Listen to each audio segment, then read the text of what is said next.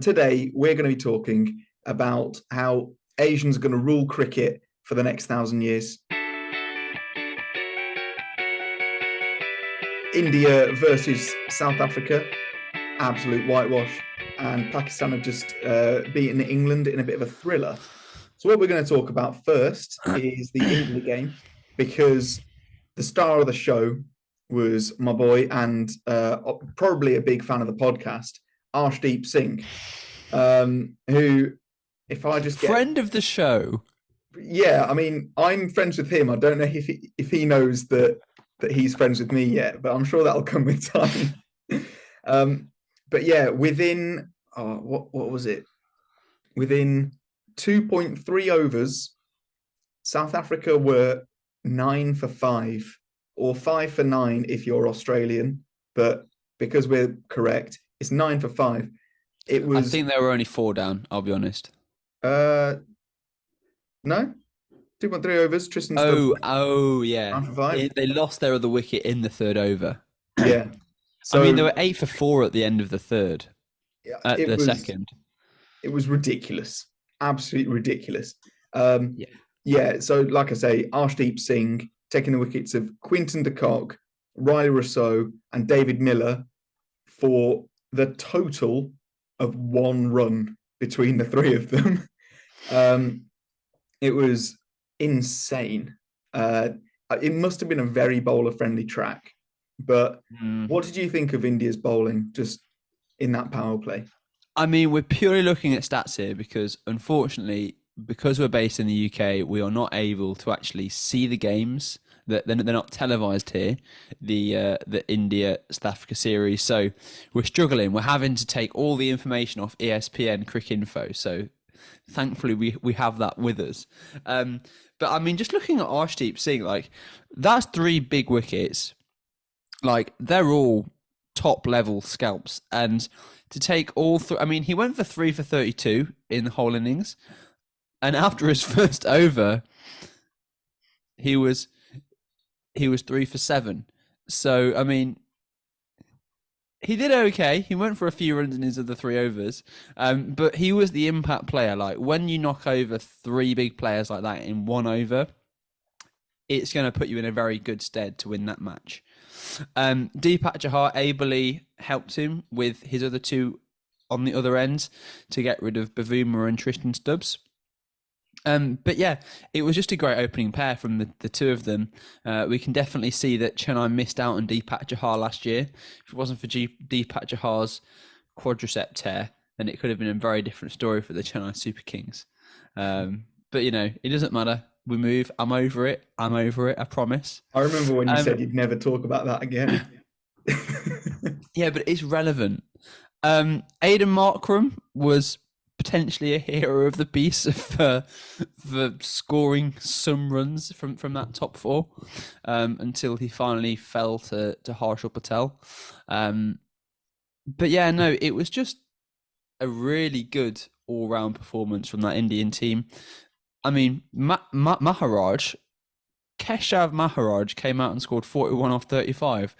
Like, the only person to get any runs really for South Africa. So how England lost to that team in the T20 series, I will never understand. Yeah, because well, now they're getting demolished by India. We just we didn't have the opening bowlers to perform like they do. You know, when I think about who our opening bowlers are, I think of David Willey. Reece Topley has been very good, but like David Willey, I just don't think he's very skilled. I think he's a good player, and when he's on form, he does well. That's great, but he's no Deepak Chahar with the ball. He's just not as skilled. I mean, he lacks a bit of pace, but he's got all the variations. He can swing it. He's got the ability, I think Willie does. So I don't know. I think he's up there. I think we rely on like a Mark Wood. Sorry. Yeah. I just don't think Willie is that skilled. I think he just does one thing. He does it quite well. He swings it. But when I look at that opening attack from India in obviously very bowler friendly conditions, it makes me think, yeah, That sounds about right. Because if we look at how India did batting, Rabada bowled the first over for a maiden, and overall, Rabada basically turned it into a test match. He was outstanding. Like I think the first runs he went for, or the first four he went for, was an edge over the slip cordon. It was outstanding from him. And Rohit Sharma only lasted 2 balls, or 1 ball before nicking it through to Quinton de Kock. KL Rahul had to go under 100 strike rate for his 51. Shock. And then we come to Surya Kumar Yadav, who is so good. And this backs up what we were saying in the last podcast about him being the best white ball player at the moment. He was playing on a different track to everybody else. Because while everybody else is struggling to get over 100 strike rate, there were 2 other players that got over 100 strike rate. Surya Kumar Yadav hit 50 at strike rate of 150. He is unreal. Like the skills this guy has, he's got to be the talisman for India now.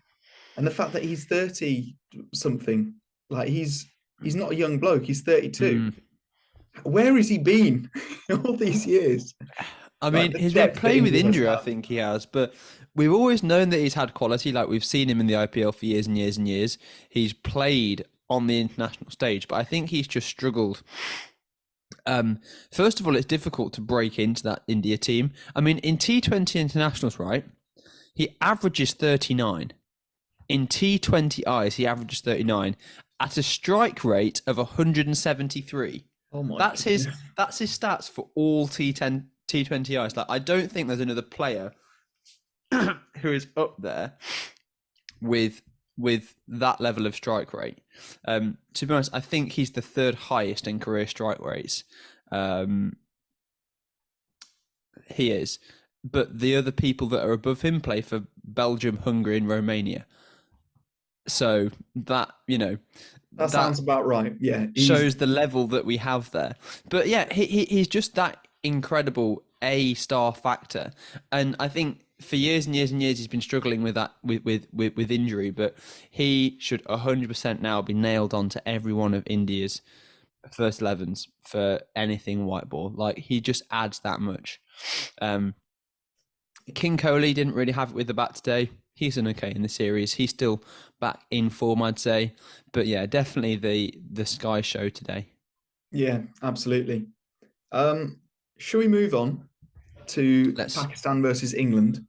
Because we actually watched this one, so we've probably got a little bit more to say about it. But it was one of those low-scoring thrillers that you kind of love to see, unless you're at the wrong side of it, which England were. So England put Pakistan into bat, and it looked like Pakistan were having an absolute stinker. First thing I want to talk about, Mark Wood, absolute wheels. I mean, surely he plays in the first 11 for England now, in every single format. I think he has to, but they're managing him with his fitness, because there's no point having Mark Wood, who can bowl at 93 miles an hour, if he's injured and can't bowl. So I think what they're doing at the minute, where they're playing this very strategic team, they're rotating people very heavily because they don't want to, break Mark Wood again, because if he bowls a 9-over spell in a test match, he will break again. Like, there's no question about it. We've seen it with Jofra Archer. We've seen it with Ollie Stone. Like, all these guys who can bowl the express pace in England break themselves for whatever reason. And the fact that we aren't seeing Archer until probably the end of the year, I don't know the next time he'll play professional cricket. It looks like he might not even play professional cricket again. It's that bad. But like, we've not got him now for the World Cup. But having the Mark Wood and the Ollie Stones with this pace attack, it may well help us.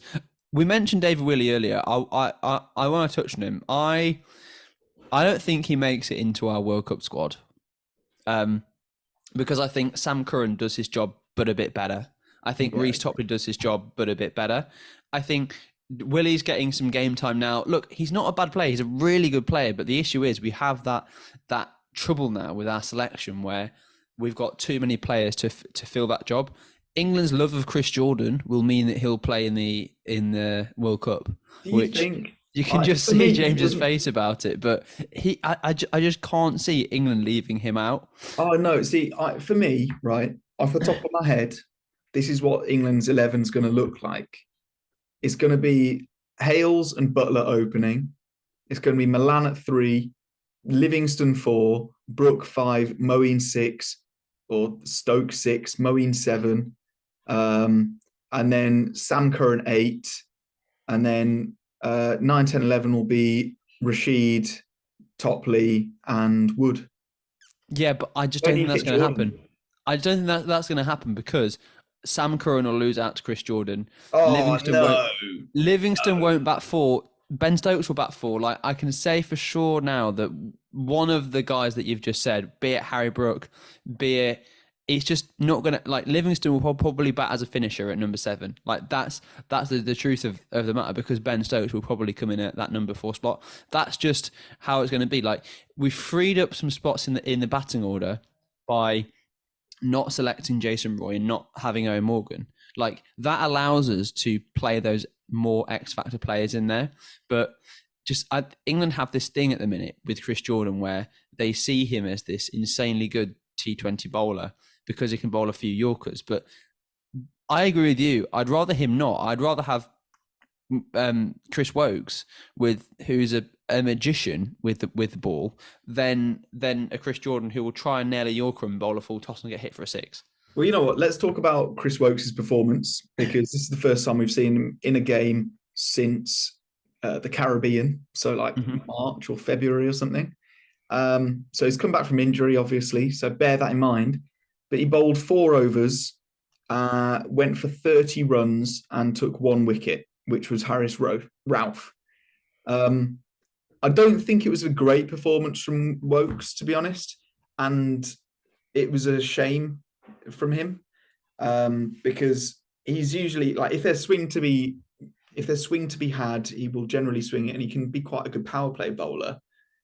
But for me, Wokes doesn't make it into that England squad either for the World Cup because for the same reason as Willie, he is a good opening bowler, no doubt about it, and he can hold a bat, but Sam Curran can do those things but better.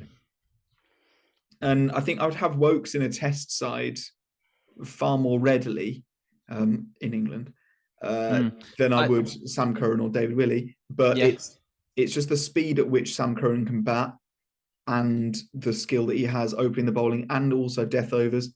We saw that today Chris Wokes just can't really bowl at the death. Like he'll just bowl length and get slapped by a tail ender. So yeah, Chris Wokes went for 1 expensive over. So he went for 11 run over in the 19th just before he got the wicket of Harris Ralph. But his opening overs went for 7 and 5. So he was going at 6s all the way through. His third over was, again, he came back on and bowled the 15th and went for 8. So like he only went for, in all of that, there was a boundary in his first over, and then there wasn't another boundary until his last over. So there was 2 bad balls there to Harris Ralph, which eventually got him out because he was bowling that plan of taking the pace off and trying to get him to pull it to deep mid wicket. Yeah, I think it'll be too early to cast that judgment because, again, as you've just said, we've only just seen him come back into the team. The last time I saw Chris Wokes properly play a T20 game was against Delhi. No, was for Delhi Capitals before he got dropped for Rabada and Norkia. This was 2 years ago, I think. Now, I'm saying he's played in the World Cup since then. But yeah, he may have played in the World Cup. I forget now. But there was just that game there that I was like, Chris Wokes is great. Like, why is he not in this England squad? But yeah, for the same reasons, I think, as you've just said, I'd prefer to see Mark Wood and Reece Topley as the premier fast bowlers. I think they are probably the best 2 fast bowlers that England have at the minute. Who does the rest of those jobs? I'm not sure. I'd probably, if I had to choose, I'd take Sam Curran's batting with Chris Wokes' bowling? Because I think Chris Wokes is more. I think he's more reliable over a long period of time. Curran has good days and Curran has bad days, but I think with Chris Wokes you get a steady performer with wicket taking ability. But there we go. We'll see what happens in that World Cup when we Yeah. finally get to it. So a couple more things I want to touch on. Now we know that this one was a very hard track to bat on because both teams made it look very hard, with notable exceptions of Moeen Ali and Mohammad Rizwan, who played. Well, Mohammad Rizwan turned out to be a match-winning knock. Absolutely outstanding from him. 63 off 46, which seemed slow, but then when you realise that actually it was very difficult to bat on, amazing performance from him. And Moeen, 51 off 37, just couldn't quite get us over the line. I think the difference we saw in this game was that the England bowled 4 overs of spin, and those 4 overs of spin were all Adil Rashid, who was having a bad day, couldn't grip it or whatever because the ball was wet. There was 10 overs bowled by Pakistan, and those 10 overs went an economy of 4.5, 6.25, and 4 and over. Like Iftikhar, Shadab, and Nawaz, between them were the difference maker. It was that middle portion over where you had Shadab Khan at one end and Iftikhar Ahmed at the other end. Weren't even particularly getting wickets. They were just getting enough wickets to tick it along, but they just weren't going for runs. And I think there just wasn't that holding. I think Moeen Ali underbowled himself today. I think had he bowled himself a bit more through the middle order. The other thing that we're missing is the Liam Livingstone bowling all-rounder that we have as well. Yeah. Like that could have been the difference to today. You saw that there was Iftikhar Ahmed and Mohammad Nawaz who batted at number 5 and number 7. They're the ones who bowled those long. Well, there was 6 overs there from them. That meant there wasn't as much on the seamers. And Shadab Khan as well. Yeah, he's a very good bat. Exactly. Just one note on Shadab Khan. I was impressed with him today. I thought he made his mark getting back into the Pakistan side. I think he's been injured for a while or was left out tactically. I'm not sure why he's been left out, but he always has promise. I mean, we commentators cursed him saying he could be dangerous, or he hit his first ball for 6 and then had a suicide run with Rizwan to get himself out. Like, I think had those two stayed around and got a partnership, it could have been a much different game and England could have been going home with being trounced in this match. But it makes an interesting series. It's now 3-2 to Pakistan with 2 T20s left. Do we want to predict them? Do we dare? Or I think we just watch it play out. We enjoy it for the entertaining cricket that it is. I'm loving seeing new players come in, like what was his name? Ahmed Jamal. I thought it was brilliant. Ahmed Jamal. Yeah, he was class. So the amount of depth that both these countries have is really exciting, and just looking forward to seeing more. Yeah. Other than that, welcome to the next millennium of Asian cricketers dominating. Thank you so much for watching. Please subscribe and leave a like. You can also comment. It all helps us out. Don't forget to follow our social medias. We are at Cricket Nerds Pod. You can also listen to our podcast on Apple Podcasts, Google Podcasts, Anchor FM, Spotify, and more. Other than that, I don't think there's a whole lot to say. So it's a thank you very much from me and a thank you very much from Benji. Goodbye.